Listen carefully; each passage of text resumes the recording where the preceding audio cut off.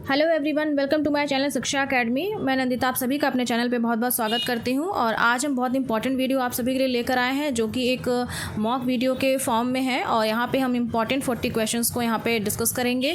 और इस बार के वीडियो में मैंने आंसर सामने शो नहीं किए हैं, ठीक है। आपको थोड़ा सा टाइम मिलेगा, जब तक कि मैं क्वेश्चन को एक्सप्लेन करूँगी आपको थोड़ा सा टाइम मिलेगा कि आप सही आंसर को गेस कर सकते हैं। उसके बाद मैं आपको सही आंसर बताऊँगी। जैसा कि आपका स्कूल मैनेजमेंट और लीडरशिप का पेपर हुआ है, उस बेसिस पे आप लोग अब तक समझ गए होंगे कि कॉन्सेप्ट का रोल बहुत ही ज़्यादा इंपॉर्टेंट है। आप किसी भी मैगज़ीन, किसी भी गाइड को पढ़ करके आप पेपर क्लियर नहीं कर सकते, ठीक है। अगर ऐसा पेपर कॉन्सेप्ट बेस्ड पेपर आ गया तो बहुत ही ज़्यादा आप लोगों के लिए डिफ़िकल्टी होगी, ठीक है। और बहुत सारे वीडियोस मैंने स्टैटिस्टिक्स के भी बनाए हैं, काफ़ी हद तक कवर किया है। और अगर उनको अभी तक आपने नहीं देखा है तो प्लीज़ इसी वीडियो के डिस्क्रिप्शन में assessment of teaching and learning के नाम की प्लेलिस्ट मिल जाएगी, वहाँ जाइए और सारे वीडियोज़ को देखिए। सारे वीडियोज़ बहुत ही ज़्यादा इंपॉर्टेंट है, ठीक है। देखिए, क्वेश्चन मैं वीडियोस बना रही हूँ, कंटेंट क्रिएटर्स कंटेंट बनाते हैं, लेकिन इसका मतलब ये कतई नहीं है कि उससे क्वेश्चन आएगा ही, क्योंकि आपका सिलेबस बहुत ही ज़्यादा वास्ट है। किस तरह से आपको क्वेश्चन पेपर आता है वो मेरे हाथ में नहीं है। बट मैं एक चीज़ तो ज़रूर कहूँगी कि जिसने भी कॉन्सेप्ट को तैयार किया है, जिसने भी वीडियोस को कॉन्सेप्ट के पॉइंट ऑफ व्यू से तैयार किया है, उसका पेपर डेफिनेटली अच्छा होगा, क्योंकि कॉन्सेप्ट बहुत ही ज़्यादा इंपॉर्टेंट रोल प्ले करते हैं, ठीक है। जैसा कि आप स्क्रीन पर यहाँ पे देख सकते हैं, यहाँ पे जो ये कंटेंट है, ये कंटेंट हमारा बनाया गया है डिटरमाइन 1, जिनका नाम नीरज है, हमारे मॉडरेटर भी हैं ग्रुप में, उनके द्वारा ये कंटेंट बनाया गया है और काफ़ी बेहतर तरह से बनाया गया है। लास्ट टाइम पे बाइलिंगुअल कंटेंट नहीं बन पाया था, बट इस टाइम उन्होंने काफ़ी मेहनत की है और बाइलिंगुअल बनाया है। तो प्लीज़ वीडियो को आखिरी तक ज़रूर देखिएगा।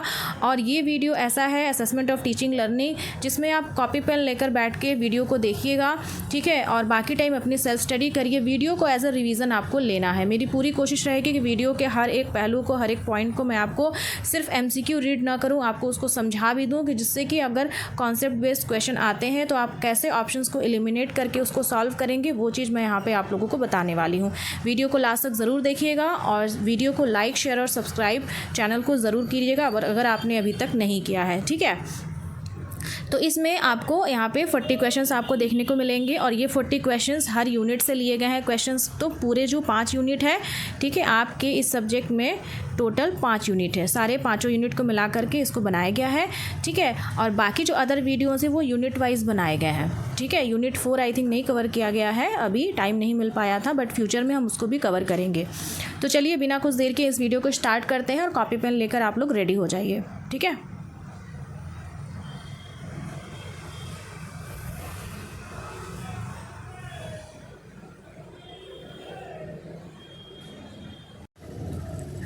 क्वेश्चन नंबर 1 यहाँ पे देखिए, जो कि काफ़ी अच्छा क्वेश्चन है। कोट है और कोट से कई बार क्वेश्चंस देखने को मिले हैं। और कोट का फ़ायदा ये होता है कि कोट के साथ साथ आप उस कोट का अपने सब्जेक्टिव में भी यूज़ कर सकते हैं। मैं हर वीडियोस में बताती हूँ कि कोट को रटना नहीं है, कोट में आपको कीवर्ड फाइंड करना है, ठीक है, और किस ऑथर ने कोट दिया है वो फाइंड करना है। उसके बाद कोट को आप लिखिए, क्योंकि तभी वो कोट याद होगा। कोट में आप परिवर्तन नहीं कर सकते, क्योंकि कोट किसी ने दिया है, ये उसका स्टेटमेंट है, आप उसमें परिवर्तन नहीं कर सकते।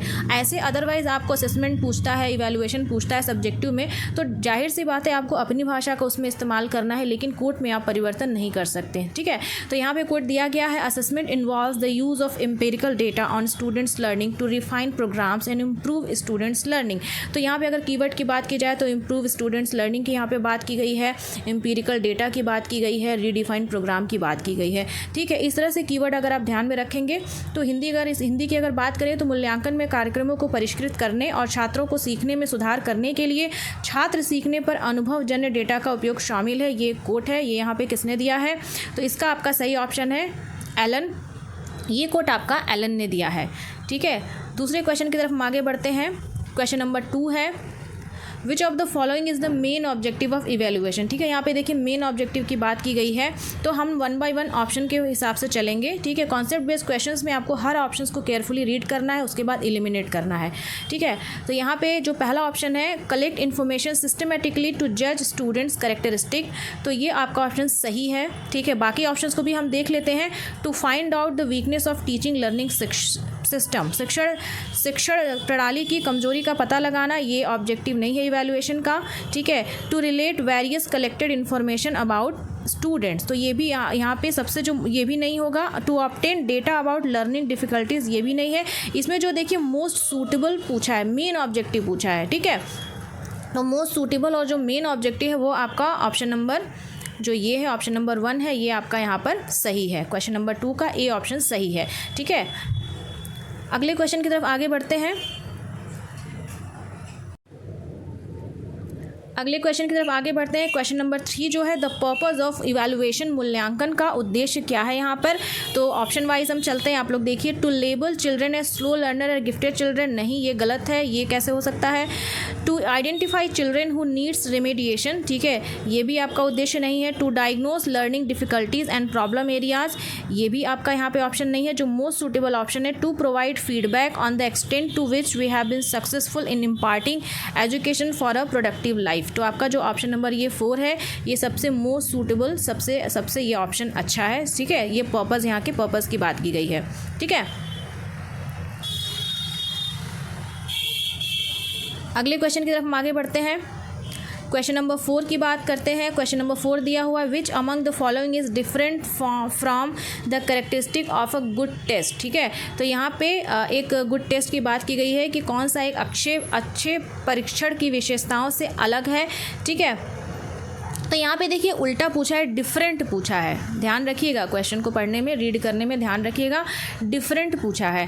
ठीक है, तो इसमें गुड टेस्ट का क्या पहचान है भाई, रिलायबिलिटी तो होती है, गुड टेस्ट की पहचान है, उसमें ऑब्जेक्टिविटी भी होनी चाहिए, वैलिडिटी भी होनी चाहिए, उसमें एप्टीट्यूड नहीं होगा गुड टेस्ट में। ठीक है, यहाँ पे एप्टीट्यूड गलत है, तो यहाँ पे पूछा है कि कौन सा अक्षय परीक्षण की विशेषताओं से अलग है, तो यहाँ पे सही ऑप्शन होगा आपका एप्टीट्यूड। अगले क्वेश्चन की तरफ हम बढ़ते हैं। क्वेश्चन नंबर जो कि 5 है, after preparing a test if a teacher repeatedly administrate it on the children of the same age group in order to find out the consistency of test score, he is looking for the test. अब guess करके बताइए इसमें क्या option सही होगा। एक परीक्षा तैयार करने के बाद एक शिक्षक क्या करता है कि वो बार बार एक ही आयु के वर्ग के बच्चों पे इसे प्रशासित करता है। मतलब एक बार वो टेस्ट कर चुका है, उसके बाद फिर से वो बार बार टेस्ट करता है, वो क्या ढूंढ रहा है। ठीक है, तो यहाँ पे सबसे सूटेबल और सबसे सही ऑप्शन है ऑप्शन नंबर ए, रिलायबिलिटी, विश्वसनीयता की बात यहाँ पे हो रही है। ठीक है, तो ये आपका ऑप्शन सही है। क्वेश्चन नंबर हम 6 पे चलते हैं। क्वेश्चन नंबर 6 को देखिए, काफ़ी अच्छा क्वेश्चन है। एज अ टीचर, ऐसे ही देखिए कॉन्सेप्ट बेस्ड क्वेश्चन आपको सीटेट में आते हैं। जहां आपने बीएड की पढ़ाई अच्छे से करी, आपके लिए ये सब बहुत आसान लगेगा, नहीं तो बाद में सब कुछ एक साथ पढ़ना पड़ेगा, हिंदी इंग्लिश, उसके बाद अगर संस्कृत ले रहे हैं तो वो पढ़ना पड़ेगा, सब्जेक्ट पढ़ना पड़ेगा। तो बीएड के कोर्स को सबसे अच्छे से पढ़िए, मैं हमेशा वीडियोज़ में बताती हूँ। ठीक है, As a teacher, you have collected information about intelligence, personality and classroom behavior of a student by using appropriate test and checklist.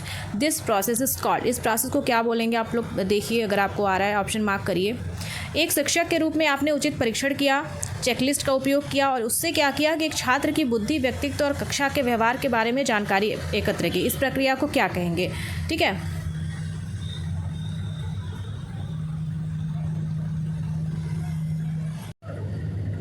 तो यहाँ पे क्या है, यहाँ पे इसका सही आंसर होगा आपका असेसमेंट। यहाँ पे आकलन की बात हो रही है। ठीक है, ये देखिए असेसमेंट और इवैल्यूएशन में आपको कंफ्यूज नहीं होना है। यहाँ पे असेसमेंट की बात हो रही है कि इसमें क्या है कि वो इन्फॉर्मेशन कलेक्ट कर रहा है हर चीज़ के बारे में, इंटेलिजेंस के बारे में, पर्सनालिटी के बारे में, जो क्लासरूम्स का बिहेवियर है उसके बारे में ये बात कर रहे हैं। ठीक है, तो यहाँ पर असेसमेंट, आकलन जो है ये ऑप्शन सही होगा।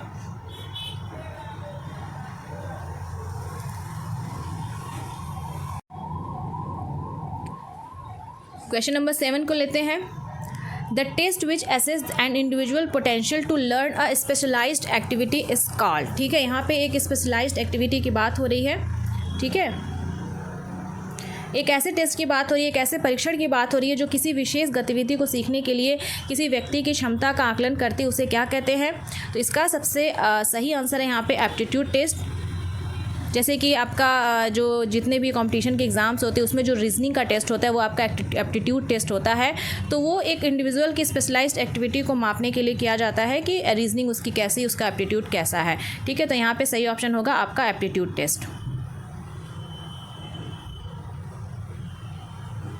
क्वेश्चन नंबर हम 8 को लेते हैं।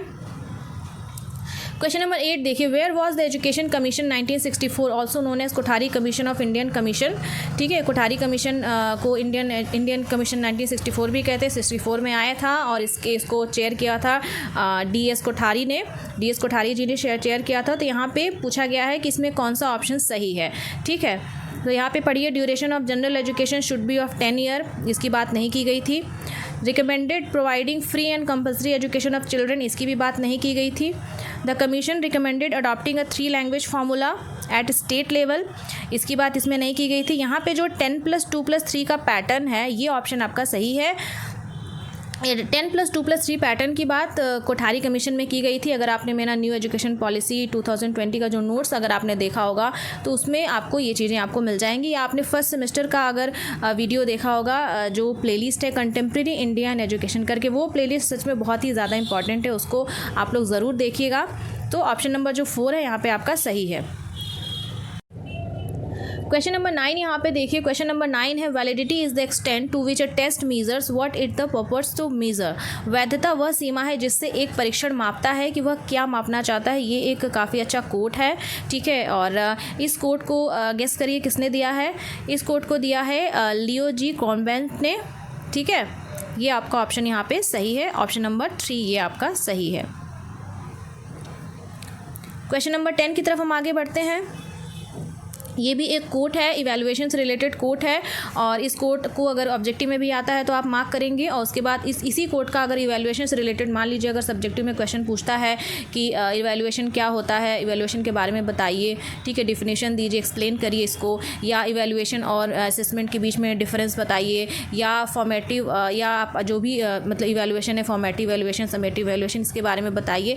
तो उसमें आप इस कोट का यूज़ कर सकते हैं, इंट्रोडक्शन में भी कर सकते हैं और कंक्लूजन में भी कर सकते हैं। ठीक है, evaluation is the process of gathering and interpreting evidence on the changes in the behaviour of all student as they progress through school. ठीक है, तो यहाँ पे process of gathering and interpreting evidences की बात की गई है। ठीक है, तो इस तरह से आप कीवर्ड देख के इसको याद रख सकते हैं। इसका सही ऑप्शन है आपका ऑप्शन नंबर 3। क्वेश्चन नंबर 11 यहाँ पे देखिए, बहुत काफ़ी इंपॉर्टेंट ये क्वेश्चन है। What is a type of assessment, यहाँ पे आकलन के प्रकार की बात की गई है। ठीक है, असेसमेंट को आकलन बोलते हैं और इवैल्यूएशन को हिंदी में मूल्यांकन बोलते हैं। ठीक है, तो यहाँ पे आकलन की बात की गई है, असेसमेंट की बात की गई है। तो यहाँ पे देखिए, फॉर्मेटिव एंड समेटिव असेसमेंट होता है, yes. Product and process assessment भी होता है, डाइवर्जेंट एंड कन्वर्जेंट असेसमेंट भी होता है। तो यहाँ पे आपका जो all of the above option है ये सही है। ठीक है, क्वेश्चन नंबर 12 की तरफ बढ़ते हैं। अब यहाँ पे इस क्वेश्चन में बात की गई है, what are the types of evaluation, मूल्यांकन के प्रकार की बात की गई है। तो अगेन मूल्यांकन में क्या होता है कि फॉर्मेटिव एंड समेटिव इवैल्यूएशन भी होता है, रचनात्मक और योगात्मक मूल्यांकन भी होता है, डायग्नोस्टिक इवैल्यूएशन भी होता है। ठीक है, डायग्नोस्टिक इवैल्यूएशन मतलब कि आप डायग्नोस करते हैं, उसके बाद रेमेडी देते हैं। प्रोग्नोस्टिक इवैल्यूएशन होता है, जिसको हिंदी में बोलते हैं भविष्य सूचक मूल्यांकन। ठीक है, इसमें जो आपका all of the above option है वो आपका सही है, ऑप्शन नंबर 4। क्वेश्चन नंबर 13 की तरफ आगे बढ़ते हैं। यहाँ पे देखिए, नॉट पूछा है, विच one is not a function of assessment and evaluation, आकलन और मूल्यांकन का कार्य नहीं है। और जैसा कि पिछला आपका पेपर हुआ है, मुझे लगता है 30+ क्वेश्चन नॉट वाले आपके आए थे। ठीक है, तो यहाँ पे पहले देखते हैं कि क्या है फंक्शन। तो ग्रेडिंग, यस, ग्रेडिंग की जाती है, प्रिडिक्शन भी किया जाता है, डायग्नोसिस भी किया जाता है। तो यहाँ पे आपका जो ऑप्शन नंबर ये है, नन ऑफ द अबव सही है। ये तीनों ऑप्शन सही है। नॉट पूछा है तो ये ऑप्शन आपका सही होगा। Sorry for background noise. अगले क्वेश्चन की तरफ बढ़ते हैं। असेसमेंट एंड इवैल्यूएशन इज़ ठीक है, क्वेश्चन नंबर 14 यहाँ पर है। तो यहाँ पे क्या है कि आकलन और मूल्यांकन क्या है। तो पहले ऑप्शन को रीड करते हैं। कंटिन्यूअस एंड कंस्ट्रक्टिव प्रोसेस, सतत और रचनात्मक प्रक्रिया, स्टैटिक एंड डिस्ट्रक्टिव प्रोसेस, स्थिर और ध्वंसात्मक प्रक्रिया, बोथ और नन। तो इसमें क्या है कि भाई असेसमेंट और इवैल्यूएशन एक पॉजिटिव प्रोसेस है। ठीक है, वो डिस्ट्रक्टिव कैसे हो सकता है, ये ऑप्शन गलत है। ऑप्शन नंबर जो 1 है यही आपका ऑप्शन सही है, क्वेश्चन नंबर 14। अगले क्वेश्चन की तरफ हम बढ़ते हैं, क्वेश्चन नंबर 15 की तरफ, जो कि काफ़ी इंपॉर्टेंट क्वेश्चन है। CCE was introduced in India by Right to Education Act 2009। तो सबसे पहला क्वेश्चन तो यहीं पे बन गया कि भाई CCE मतलब इंडिया में इंट्रोड्यूस किया गया किस एक्ट के द्वारा। अगर ऐसा क्वेश्चन आता है तो आप क्या लगाएंगे, राइट टू एजुकेशन एक्ट 2009। ठीक है, शिक्षा का अधिकार कानून 2009 के द्वारा CCE को भारत में लाया गया। अब दूसरा क्वेश्चन जो फ्रेम किया गया है, CCE का विस्तृत स्वरूप क्या है, फुल फॉर्म क्या है। अक्सर आपको पूछ सकता है डाइट का फुल फॉर्म, NCERT का फुल फॉर्म, SCERT का फुल फॉर्म। ठीक है, तो CCE का यहाँ फुल फॉर्म पूछा है, गेस करिए कौन सा होगा। CCE का फुल फॉर्म होगा यहाँ पे ऑप्शन नंबर 4 जो है कंटिन्यूअस एंड कॉम्प्रिहेंसिव इवैल्यूएशन की बात की गई है। ठीक है, आप देखिए यहाँ पे तीसरे ऑप्शन में देखिए कॉम्प्रिहेंसिव एंड कंटिन्यूअस बोला है, नहीं कॉम्प्रिहेंसिव पहले नहीं आएगा। जो पहले C का मतलब कॉन्टिन्यूअस है, बाद वाले C का मतलब कॉम्प्रिहेंसिव है। Continuous and comprehensive evaluation CCE का फुल फॉर्म है। ठीक है,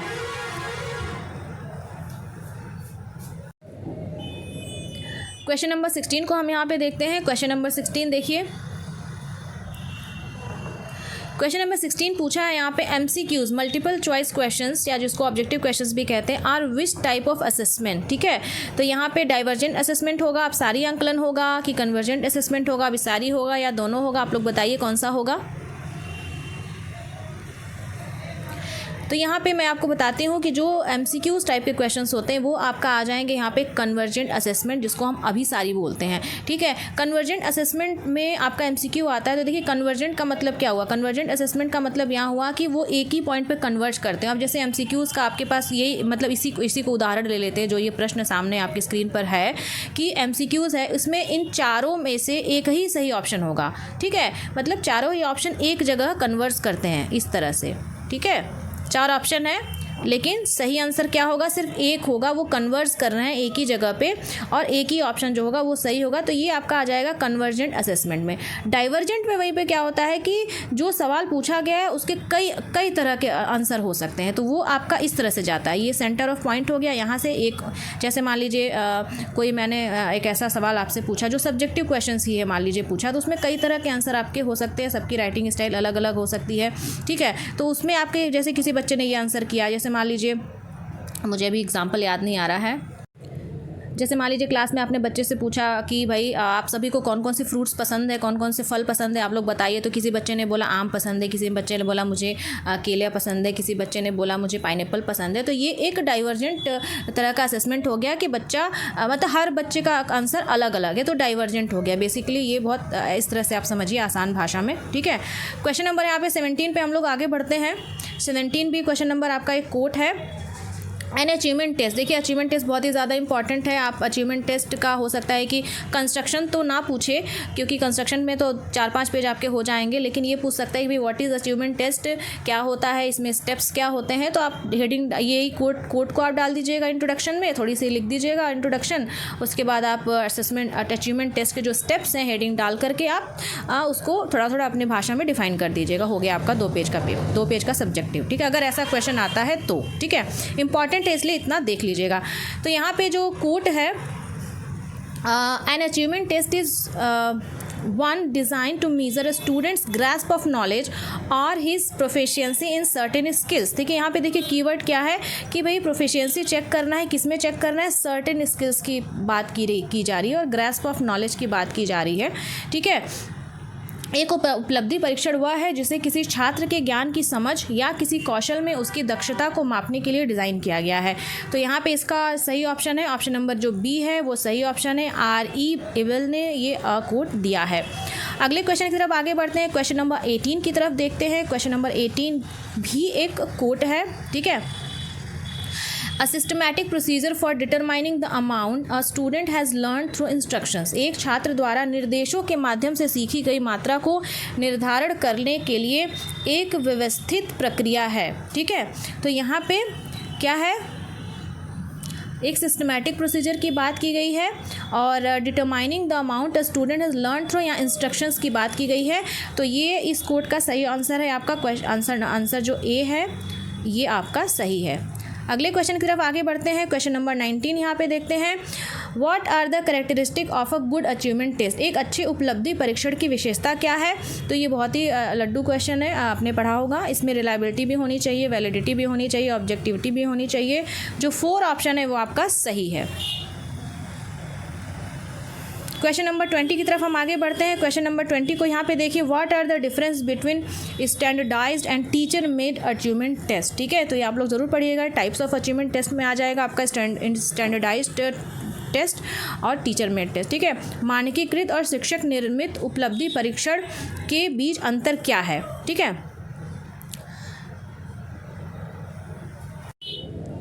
तो यहाँ पे हम ऑप्शन को पढ़ते हैं। ऑप्शन नंबर 1 देखिए, scope of standardised test is wider than teacher made test. ठीक है, मानकीकृत जो परीक्षणों का दायरा होता है वो शिक्षक द्वारा बनाई गई परीक्षा की तुलना में व्यापक है।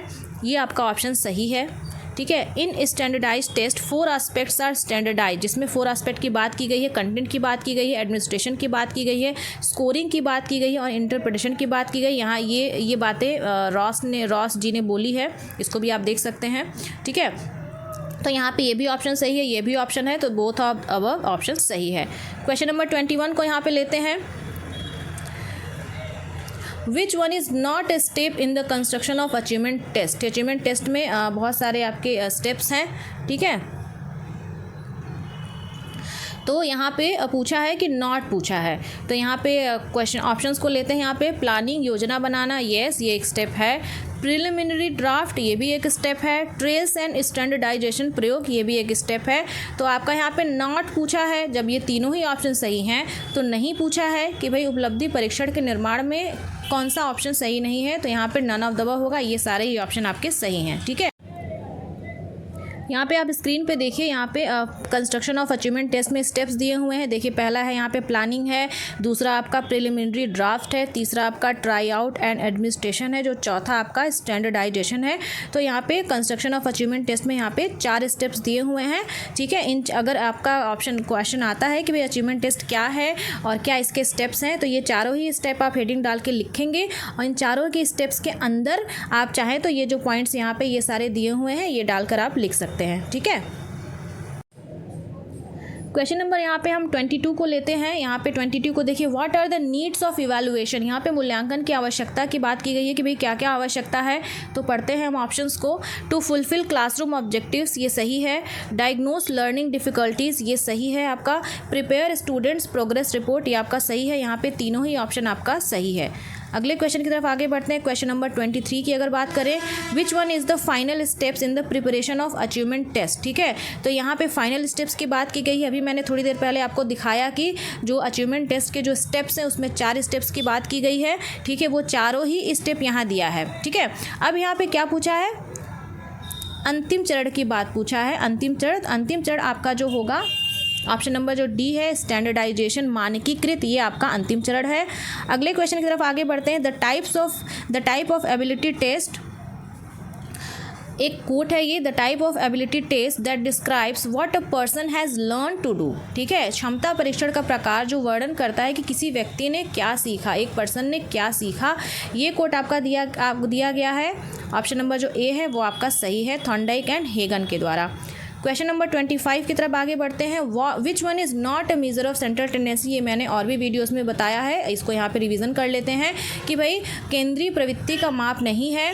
तो आपका जो सही ऑप्शन है range major of central tendency नहीं होता है, उसमें आपका मीन, माध्य, मीडियन, माध्यिका और मोड बहुलक, ये तीनों आपके आ जाएंगे। नॉट पूछा है तो ये ऑप्शन आपका रेंज होगा यहाँ पे। अगला क्वेश्चन है जो क्वेश्चन नंबर 26, यहाँ पे देखिए, इसको भी मैं बाकी वीडियोस में बताया है। Relation between mean, median, mode क्या होता है। ठीक है, अब बताइए आप लोग कि इसमें कौन सा सही है।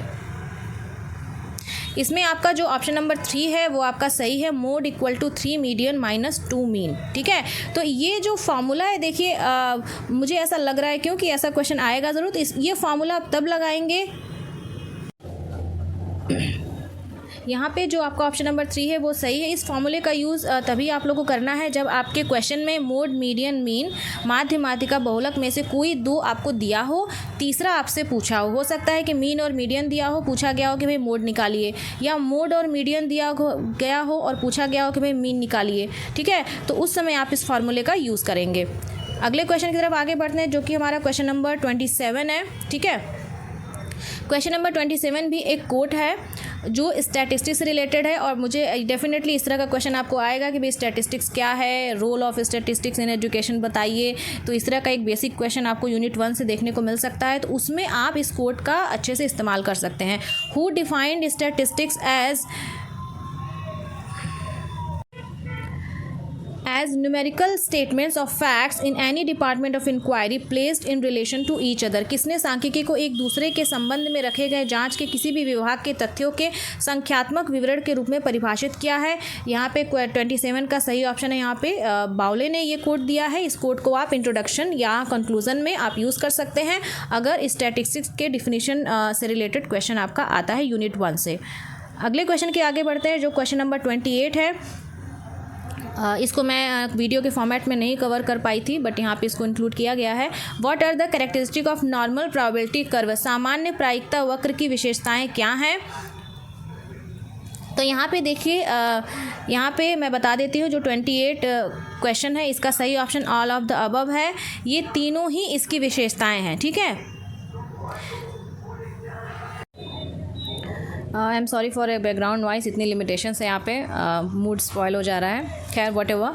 तो यहाँ पे क्या है कि जो सारे ही ऑप्शन है यहाँ पे सही हैं। तो नॉर्मल प्रोबेबिलिटी कर्व से ये ऑप्शन को भी आप लोग बहुत ध्यान से पढ़िए, क्योंकि किसी भी तरह से क्वेश्चन को घुमा के फिरा के पूछा जा सकता है। तो देखिए, जो ऑप्शन नंबर 1 है, it is NPC normal probability curve, जिसको हम हिंदी में सामान्य प्रायिकता वक्र बोलते हैं। It is a symmetrical curve and it is unimodal, ठीक है। तो ये एक सममित वक्र भी है और ये एक यूनी मॉडल वक्र है, और साथ में ये एक असिम्प्टोटिक कर्व है, ठीक है, स्पर्शोन्मुख कर्व है। And it meets the base at infinity, ये आधार को अनंत पर मिलता है। एंड कोफिशिएंट ऑफ स्क्यूनेस की अगर बात करें, जो तिरछापन का गुणांक होता है वो 0 होता है, ठीक है। तो इसमें ये जो 3 पॉइंट दिए हुए हैं 1 2 3, ये तीनों पॉइंट को अपनी कॉपी में नोट कर लीजिए। किसी भी तरह से क्वेश्चन पूछ सकता है। अगर ऑप्शन 1 को हम लें तो ये क्वेश्चन पूछ सकता है कि भाई नॉर्मल प्रोबेबिलिटी कर्व के बारे में ऑप्शंस में बताइए क्या सही है। पहला ऑप्शन दे देगा आपका सिमेट्रिकल कर्व, दूसरा दे देगा असिमेट्रिकल कर्व, तो आप सिमेट्रिकल लगाएंगे।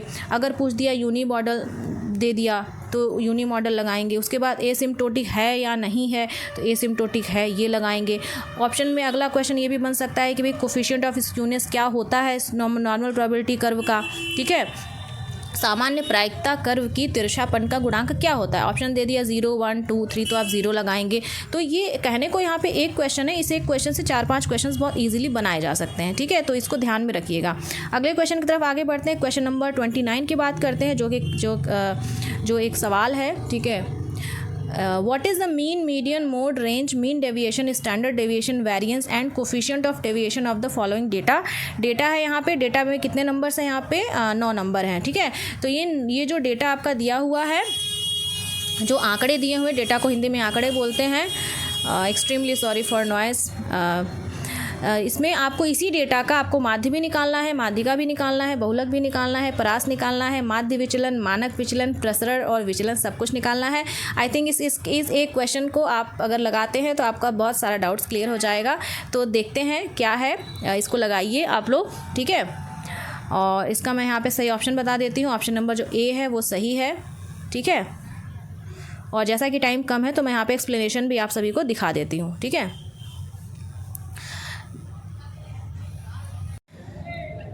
स्क्रीन पे आपको सोल्यूशन दिख रहा होगा, ठीक है। और ये वीडियो जो 40 मॉक वीडियो है, जो ये 40 क्वेश्चंस का, इन वीडियो को आप तभी देखिएगा जब आप बाकी वीडियोस को स्टैटिस्टिक्स के देख लें, क्योंकि तभी इसको ये बहुत आसानी से आपको समझ में आएगा।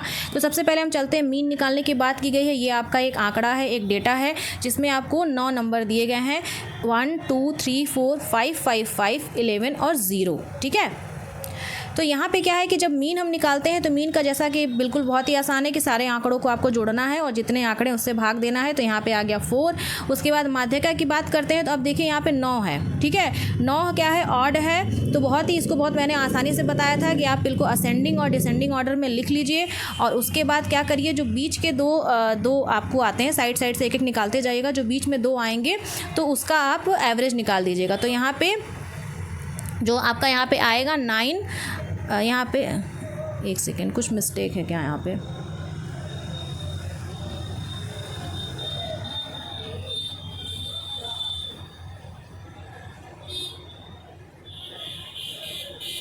ओके, यहाँ मिस्टेक नहीं है, यहाँ पे ये 9वां पद लिखा है, 9 + 1 डिवाइडेड बाई 2 9वां पद लिखा है, यहाँ पे 5वां पद जो आ जाएगा। तो देखिए ऑड है, ऑड में जब साइड से आप हटाते जाएंगे तो जो बीच का एक ही आपको नंबर मिलेगा, तो वहाँ पे 5 आ जाएगा। अगर इवन केस होता है तो भी आप साइड से पदों को निकालते हैं, तो बीच का 2 नंबर मिलता है, उसका आप एवरेज निकालते हैं। ये यहाँ पे इतना टाइम नहीं एक्सप्लेन करने का, आप वो बाकी वीडियो स्टैट्स के देखिए, मैंने बहुत अच्छे से बताया है।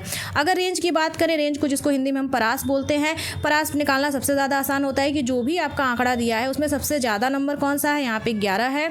सबसे बड़ा नंबर, ज़्यादा मतलब बड़ा नंबर, सबसे छोटा नंबर 0 है, बड़े में से छोटे को घटाना है, आपका आंसर आ गया 11। ठीक है। उसके बाद बहुलक की बात की गई है। बहुलक मतलब ये होता है कि भाई जो सबसे ज़्यादा बार आया है, जिसकी फ्रीक्वेंसी सबसे ज़्यादा बार आई है। तो यहाँ पे आप आंकड़ा में देखिए ध्यान से, 5 जो है वो 3 बार आया है, तो यहाँ पे इसका आंसर 5 हो गया। ठीक है। अब यहाँ मीन वेरिएशन की यहाँ पे बात की गई है, जिसको हम बोलते हैं माध्य विचलन। ठीक है। माध्य विचलन निकालने के लिए क्या करना है, देखिए मीड का हमेशा यूज़ होता है। आप माध्य विचलन निकालते हैं, चाहे वेरिएंस निकालते हैं, प्रसरण निकालते हैं, तो मीन का यूज़ होता है। तो यहाँ पे क्या है कि जितने भी नंबर हैं उन सबसे मीन को घटाया गया है, फिर जोड़ा गया है, उसके बाद 9 से डिवाइड किया गया है, तो यहाँ पे आपका आंसर आ गया। ठीक है। उसके बाद क्या है, उसके बाद ये जो स्टैंडर्ड डेविएशन का जो फार्मूला मैंने बताया है कि भाई स्टैंडर्ड डेविएशन इक्वल टू होता है अंडर रूट वेरिएंस। ठीक है। ठीक है। तो यहाँ पे आपका जो मीन वेरिएशन हो गया वो आपका 0 आ गया। ठीक है। और उसके बाद अगले क्वेश्चन के आगे बढ़ते हैं। तो स्टैंडर्ड डेविएशन मानक विचलन मतलब पता है अंडर रूट वेरिएंस होता है, वेरिएंस मतलब प्रसरण। तो उसको निकालने के लिए, स्टैंडर्ड डेविएशन निकालने के लिए सबसे पहले हम यहाँ पे प्रसरण निकाल लेते हैं। तो प्रसरण के लिए भी देखिए 1 - 4, जो 4 आपका मीन है, उस मीन में से मीन को सारे जो आंकड़े हैं सब में घटाया गया है, फिर उसको स्क्वायर किया गया है और 9 से भाग दिया गया है, तो 7.33 आ गया है। उसके बाद स्टैंडर्ड डेविएशन का फार्मूला, जो मानक विचलन का फार्मूला है, वो लगा करके आप स्टैंडर्ड डेविएशन निकाल लेंगे। उसके बाद कोफिशिएंट ऑफ डेविएशन की अगर बात की गई है, विचलन गुणांक पूछा है, तो विचलन गुणांक का जो फार्मूला है, विचलन गुणांक बराबर standard deviation divided by mean multiplied by 100। तो यहाँ पे स्टैंडर्ड डेविएशन आ गया 2.70 और आपका मीन है 4 और 100 से गुणा किया गया, तो आपका 67.5% आ गया। ठीक है। तो आई होप ये आपको समझ में आया होगा। अगर ये आपको नहीं समझ में आया तो आप क्यों डेफिनेटली आपने पुराना वीडियो नहीं देखा है, क्योंकि पुराने वीडियोज़ में मैंने बहुत अच्छे से स्टैंडर्ड डेविएशन क्या होता है, वेरिएंस क्या होता है, किस तरह से निकालना है, ये सारी चीज़ें मैंने बताई हुई हैं। ठीक है। अगले क्वेश्चन की तरफ आगे बढ़ते हैं, जो क्वेश्चन नंबर 30 है। What will you use when you are required to find out most stable and reliable measure of central tendency. ठीक है। यहाँ पे मोस्ट स्टेबल और reliable measure of central tendency पूछा है, तो ये आपका ऑप्शन नंबर जो मीन है, जो माध्यिका होती है, वो सबसे ज़्यादा ही विश्वसनीय होती है, सबसे ज़्यादा स्थिर होती है माध्य, तो ये आपका ऑप्शन सही है। अगले क्वेश्चन की तरफ आगे बढ़ते हैं, क्वेश्चन नंबर 31 की तरफ। क्वेश्चन नंबर 31 देखिए, in everyday life which measure of central tendency is most wisely use to estimate the average. रोजमर्रा के जीवन में औसत का अनुमान लगाना है, तो केंद्रीय प्रवृत्ति के किस माप का व्यापक रूप से प्रयोग किया जाता है। गेस करिए इसका सही आंसर क्या होगा। इसका सही आंसर होगा मोड। और मैं एक एग्जांपल बताती हूँ कि जैसे मान लीजिए कि आपको कुछ खरीदना है। ठीक है। आप एवरीडे लाइफ में आप कुछ खरीदने जा रहे हैं, कुछ मार्केट में जा रहे हैं खरीदने के लिए, तो आप वहाँ पर सबसे पहला क्वेश्चन आप क्या पूछते हैं। ठीक है। जैसे मान लीजिए आपको एक सोप लेना है, तो आप सबसे पहला क्वेश्चन पूछते हैं कि ऐसा कौन सा सोप है जो सबसे ज़्यादा बिकता है। ठीक है। तो फिर आप ज़्यादा उसको प्रेफर करते हैं, और क्योंकि आप इतना टाइम तो है नहीं कि आप सारे सोप को निकालेंगे कि कितने सोप को कितने लोगों ने ख़रीदा, फिर आप एवरेज निकाल के डिसीजन लेते हैं। तो यहाँ पे एवरीडे लाइफ की बात की गई है कि मोस्ट वाइडली यूज्ड कौन सा एस्टिमेट होता है, तो आप मोड का यूज़ करते हैं। ठीक है। What are the types of correlation. यहाँ पे कोरिलेशन सहसंबंध की बात की गई है कि भाई कोरिलेशन क्या है, यहाँ टाइप्स की बात की गई है, सॉरी। कोरिलेशन कितने प्रकार के होते हैं। ठीक है। तो यहाँ पे इसका दोनों ऑप्शन सही है। Both quantitative correlation, qualitative correlation, 2 तरह के होते हैं। क्वांटिटेटिव जो मात्रात्मक सहसंबंध है वो कितने टाइप के होते हैं, तो वो क्या आपका पॉजिटिव, निगेटिव और 0। ठीक है। धनात्मक, नकारात्मक और शून्य सहसंबंध। क्वालिटेटिव कोरिलेशन क्या होता है, क्वालिटेटिव की बात करें तो उसमें आपका linear and curvilinear correlation आ जाएगा, रेखीय और वक्रतापूर्ण संबंध। अब देखिए यहाँ कहने को ये एक क्वेश्चन है, इससे 3-4 क्वेश्चन बना सकते हैं। हो सकता है आपके ऑप्शन में पूछे कि भाई क्वांटिटेटिव कोरिलेशन इन ऑप्शंस में से बताइए कौन कौन सा है। एक आपका दे दे पॉजिटिव, निगेटिव, एक 0, एक कुछ और दे दे, तो आप ऑल ऑफ द अबव लगाएंगे, तीनों सही होगा। फिर क्वालिटेटिव में भी पूछ सकता है कि लीनियर और कर्वी लीनियर है कि नहीं है। तो ये आपको अच्छे से आप कॉपी पर लिख लीजिए, किसी भी तरह से घुमा फिरा के क्वेश्चन पूछा जा सकता है। क्वेश्चन नंबर 33 की तरफ आगे बढ़ते हैं। क्वेश्चन नंबर 33 पूछा गया है कि भाई विच वन इज़ इनकरेक्टली मैच, कौन सा सुमेलित नहीं है। नई वाले क्वेश्चन को बहुत ही ध्यान से पढ़ना है और आंसर करना है, ठीक है। इसका मैं ऑप्शन आपको अभी बता देती हूँ। इसका आंसर है नन ऑफ द अबव, मतलब कि सारे ही करेक्टली मैच्ड हैं। अब ये 3 आपके कोट हैं, ये तीनों बहुत ही ज़्यादा इंपॉर्टेंट है, ठीक है, आपके इंटेलिजेंस से रिलेटेड है और इतने ज़्यादा इंपॉर्टेंट है मैं बता नहीं सकती। हो सकता है तीनों में से एक कोट फंस जाए और उसके बाद आप इंटेलिजेंस से रिलेटेड 3 कोट है। इंटेलिजेंस का क्वेश्चन सब्जेक्टिव में देखने को मुझे उम्मीद है कि मिलेगा और उसमें आप बहुत आराम से आप किसी भी कोड का इन तीनों में से यूज़ कर सकते हैं। इंटेलिजेंस इज़ टू जज well, to comprehend well and to reason well. ये किसने कहा है? ये कहा है बिनेट ने कि बुद्धि अच्छी तरह से न्याय करना, अच्छी तरह से समझना और अच्छी तरह से तर्क करना है, ये अल्फ्रेड बिने ने कहा है। दूसरा है कि स्पीयरमैन का स्टेटमेंट है कि भाई इंटेलिजेंस इज़ रैशनल थिंकिंग, बुद्धिमत्ता एक तर्कसंगत सोच है। और टर्मन का स्टेटमेंट है an individual is intelligent in proportion as he is able to carry on abstract thinking. एक व्यक्ति उसी अनुपात में बुद्धिमान होता है क्योंकि वह अमूर्त सोच को आगे बढ़ाने में सक्षम होता है, ठीक है। तीनों ही कोड बहुत इंपॉर्टेंट है, प्लीज़ ध्यान से पढ़िए। अगले क्वेश्चन की तरफ हम बढ़ते हैं। Stanford Binet test was proposed in the year, ठीक है। जो स्टैनफोर्ड बिनेट टेस्ट है ये तो आपने सेमेस्टर 1 में ही पढ़ा होगा। इसका आंसर बहुत दीजिए आप लोग कि ये किस ईयर में प्रपोज किया गया। तो इसका सही ऑप्शन है 1937। अगले क्वेश्चन की तरफ आगे बढ़ते हैं। अगला क्वेश्चन काफ़ी ज़्यादा इंपॉर्टेंट है। On the suggestion of William Stern, Terman used the following formula to calculate intelligence quotient, ठीक है, which was based on a Stanford Binet test of 1937। तो ये फार्मूला तो बहुत ही आसान है, मैंने फर्स्ट सेमेस्टर में भी जिन लोगों ने वीडियो देखा होगा बताया है। मैका से इसको याद करते हैं। इसका ऑप्शन नंबर जो ए है सही है। IQ इक्वल टू मैका, MA मतलब मेंटल एज है और नीचे आपका CA मतलब क्रोनोलॉजिकल एज है, ठीक है। MA divided by CA multiplied by 100, ठीक है। अगले क्वेश्चन की तरफ हम लोग आगे बढ़ते हैं। Question number 36, concept of intelligence quotient was given by, किसने दिया था कॉन्सेप्ट ऑफ इंटेलिजेंस क्वोशेंट? तो भाई विलियम स्टर्न ने दिया था, ठीक है। IQ की बात, मेंटल एज की अगर बात करें तो वो अल्फ्रेड बिने ने दिया था मेंटल एज की बात, ठीक है। विच वन इज़ इनकरेक्टली मैच, जो क्वेश्चन नंबर आपका 37 है कि कौन सा इनकरेक्टली मैच्ड है, ठीक है। तो ये भी बहुत सारे इंपॉर्टेंट आपके कोड्स हैं, तो इसमें मैं बता देती हूँ कि तीनों ही सही हैं। इनकरेक्टली पूछा है, जब तीनों सही हैं तो नन ऑफ द अबव होगा।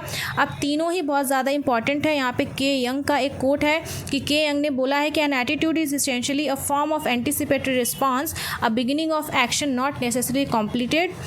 नेक्स्ट जो कोट है ये भी सही है कि personality is the sum total of all the biological innate dispositions, impulses, appetites and instinct of the individual and the acquired disposition and tendency acquired by experience. ये Morton Prince का statement है, ये के यंग का statement है।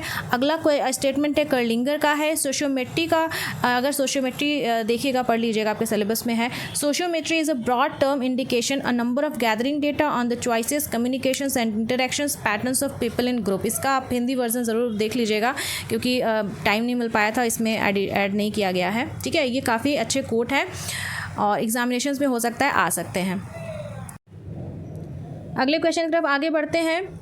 Torrens, question number 38, Torrens in 1968 has pointed out how many criteria of creativity.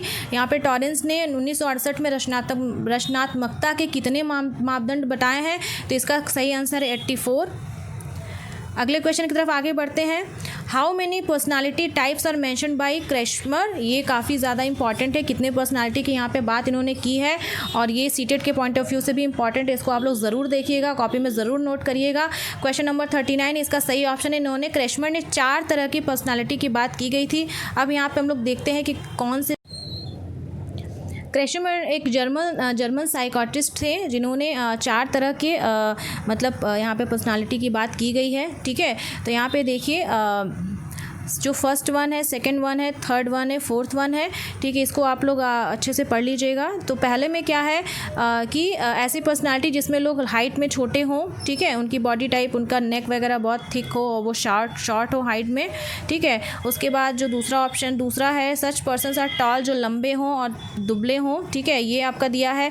तीसरा है कि जो बहुत मस्कुलर टाइप के हों, ठीक है, बॉडी बिल्डर टाइप के हों, वो आपका एथलेटिक टाइप में आ जाएगा। जो चौथा आपका आ जाएगा this category includes people who do not exhibit any of the characteristic, मतलब इन तीनों से अलग हटके जो कैरेक्टरिस्टिक वाले लोग हैं, पर्सनालिटी वाले लोग हैं, वो आपका इसमें आ जाएगा। ये चारों इंपॉर्टेंट है, आप देख लीजिएगा। अगले क्वेश्चन जो सबसे लास्ट क्वेश्चन उसको देखते हैं। What will you use when actual mid point of a series is desired, ठीक है, किसी श्रृंखला का वास्तविक मध्य बिंदु वांछित होने पर आप क्या प्रयोग करेंगे। तो देखिए, कभी भी अगर जिन्होंने पिछला वीडियो देखा है स्टैटिस्टिक्स, उसमें बताया है कि भाई मिड पॉइंट की जहाँ भी बात हो रही हो वहाँ पे आपका माध्यिका ही आएगा, ठीक है। तो यहाँ पे जो मीडियन है, जो माध्यिका है, वो आपका करेक्ट आंसर है, ठीक है। तो ये आपके आज के हो गए 40 क्वेश्चंस। आई होप ये वीडियो आपको अच्छा लगा, बहुत मेहनत लगी है और आई थिंक 40 मिनट के प्लस का वीडियो हो गया है, क्योंकि स्टैटिस्टिक्स है तो चीज़ों को एक्सप्लेन करने में थोड़ा टाइम लगता है और कहने को ये 40 क्वेश्चंस हैं। अगर मैं ही खुद इसमें से अगर क्वेश्चंस बनाना शुरू करूँ तो मुझे लगता है कि 60-70 क्वेश्चंस बहुत ईजिली बनाए जा सकते हैं, ठीक है। और क्वेश्चंस को नीरज जी के द्वारा बहुत बेहतरीन तरह से फ्रेम किया गया है, जिससे कि एक क्वेश्चन के साथ साथ आपके कई सारे क्वेश्चन तैयार हो जाते हैं, ठीक है। तो क्वालिटी कंटेंट आपको यहाँ चैनल पर मिल रहा है, तो इसलिए वीडियो अगर अच्छा लगे तो ज़रूर आप कमेंट तो ज़रूर करिए, लाइक करिए और ज़्यादा से ज़्यादा लोगों तक शेयर करिए, क्योंकि स्टैटिस्टिक्स या ये जो पेपर है assessment of teaching and learning, ये इसको मैं और पेपर से थोड़ा डिफ़िकल्ट इसलिए मानती हूँ क्योंकि सबसे पहले मैथ्स है। मैथ्स बैकग्राउंड के स्टूडेंट्स के लिए तो ठीक है, आसान है, लेकिन बहुत सारे नॉन मैथ्स बैकग्राउंड के स्टूडेंट्स उनके लिए थोड़ा डिफ़िकल्ट है। और ऐसा नहीं है कि सबने स्टैटिस्टिक्स पढ़ी ही हो, ठीक है। और थोड़ा ये है कि थोड़ा सा मतलब पेपर थोड़ा सा मैं और पेपर से डिफ़िकल्ट मानती हूँ। जैसे आपका इंक्लूसिव एजुकेशन आसान है, बाकी आपका स्कूल मैनेजमेंट लीडरशिप भी आसान है, तो इसलिए ये पेपर इंपॉर्टेंट है। और इसमें सबसे इम्पॉर्टेंट क्या है कि जो भी आपके जैसे अचीवमेंट टेस्ट है, आपके इवैल्यूएशन है, असेसमेंट है, तो ये सब आपको सीटेट के लिए पढ़ना ही पढ़ना है, ठीक है। आप उससे पीछा नहीं छुड़ा सकते, इसलिए मैं बोलती रहती हूँ कि भाई आप इसमें आपको ये पढ़ना ही है। इसमें मैं आपको एक और चीज़ भी बताना चाहती हूँ, ठीक है, जो एडिशनली मैं इसमें बता देती हूँ, ठीक है। इसमें मैं एडिशनली कुछ बताना चाहती हूँ। देखिए, इसमें क्या है, ये तो मैंने नोट आपको टेलीग्राम पे भेजा है और ये काफ़ी ज़्यादा इंपॉर्टेंट, इसलिए मैं यहाँ पे वीडियो में इंक्लूड कर रही हूँ। Assessment of learning, assessment for learning और असेसमेंट एज लर्निंग बहुत ज़्यादा इंपॉर्टेंट है। मैं थोड़ा सा यहाँ पे एक्सप्लेन करना चाहती हूँ कि देखिए, जो आपका असेसमेंट ऑफ लर्निंग है वो आपका क्या होता है कि जैसे मान लीजिए कि आपने बच्चा क्लास में पूरा पढ़ लिया है, बाद में पढ़ाई कंप्लीट होने के बाद ये होता है। असेसमेंट ऑफ लर्निंग पढ़ने के बाद होता है, इसलिए ये समेटिव इन नेचर होता है, फॉर्मल इन नेचर होता है, after completion of learning process होता है, presented in the form of number and grades. मतलब कि जैसे आप स्कूल गए, आपने पढ़ाई करा, उसके बाद आपने जो एग्ज़ाम दिया, जो रिज़ल्ट आता है, जो ग्रेड मिलता है कि आपको इतने परसेंटेज मिले, जैसे कि आप बीएड कर रहे हैं, ठीक है, बीएड के बाद आप जो एग्ज़ाम देने वाले हैं, उसके बाद जो आपका नंबर आएगा, परसेंटेज आएगा, वो आपका होगा summative in nature, assessment of learning में आएगा। असेसमेंट फॉर लर्निंग में क्या होता है कि जो आप ड्यूरिंग प्रोसेस करते हैं, ठीक है, पढ़ाई के दौरान आप करते हैं, जैसे अभी आप BA सेकंड सेमेस्टर में हैं, क्लासेस अटेंड कर रहे हैं, तो ये आपका असेसमेंट फॉर लर्निंग में आ जाएगा। ये फॉर्मेटिव होता है नेचर में, डायग्नोस्टिक होता है, इसी में मतलब डायग्नोसिस भी होती है कि भाई कुछ प्रॉब्लम बच्चों को आ रही है तो बच्चे फिर पूछते हैं टीचर से। इसमें आपका बहुत सारे एग्जाम्पल आ जाएगा, पोर्टफोलियो आ जाएगा, ऑब्जर्वेशन आ जाएगा, ठीक है। और उसके बाद जो असेसमेंट एज लर्निंग है वो आपका सेल्फ असेसमेंट होता है, मतलब अपना असेसमेंट हम खुद करते हैं, पीयर असेसमेंट भी उसमें होता है। और लर्नर्स क्या होते हैं, जो असेसमेंट एज लर्निंग में क्या होता है, जो लर्नर होते हैं वो बहुत रिस्पॉन्सिबल हो जाते हैं, क्योंकि अपना असेसमेंट वो खुद करते हैं, फिर वो सीखते हैं कि क्या क्या इसमें प्रॉब्लम्स हैं, हम इसको कैसे ठीक करेंगे। डेवलप मेटा कॉग्निटिव एबिलिटीज़, तो इसमें बच्चे अपना मेटा कॉग्निटिव एबिलिटीज़ भी डेवलप करते हैं, ठीक है। ओके, तो मैंने लास्ट में इसको भी कवर किया है, assessment of learning, assessment for learning, assessment as learning काफ़ी इंपॉर्टेंट है। और ऑल द बेस्ट एवरीवन, जो भी इसका ये एग्ज़ाम देने जा रहे हैं, सारे बच्चे जो वीडियो देख रहे हैं उनको बहुत बहुत ऑल द बेस्ट। मेरी पूरी कोशिश है और इंपॉर्टेंट चीज़ों को कवर किया गया है। मैं विश करती हूँ कि मेरे वीडियोज़ से क्वेश्चंस पूछे जाएँ, क्योंकि सारे ही इंपॉर्टेंट क्वेश्चंस हैं, ठीक है। ऑल द बेस्ट एवरीवन, मिलते हैं फिर नेक्स्ट वीडियो में। Thank you for watching.